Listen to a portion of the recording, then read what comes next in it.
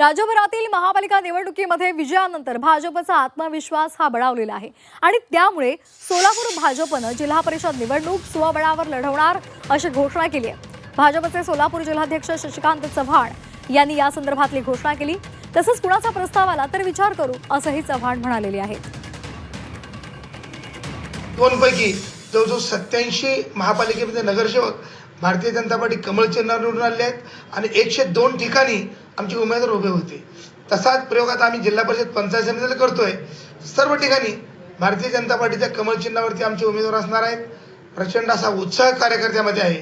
प्रचंड उत्साहामध्ये जिल्हा परिषद पंचायत समिती घरामध्ये मुलाखती होत आहेत। या आजच्या काल मोहोळमध्ये झाली, आज सोलापूर उत्तर होती आहे। जिल्ह्यात सर्व ठिकाणी मुलाखती चालू झालेल्या आहेत। उद्यापर्यंत आमचा मुलाखतीचा कार्यक्रम संपून जाईल। 2 दिवसामध्ये सर्वे आल्यानंतर आम्ही उमेदवारी जाहीर करू।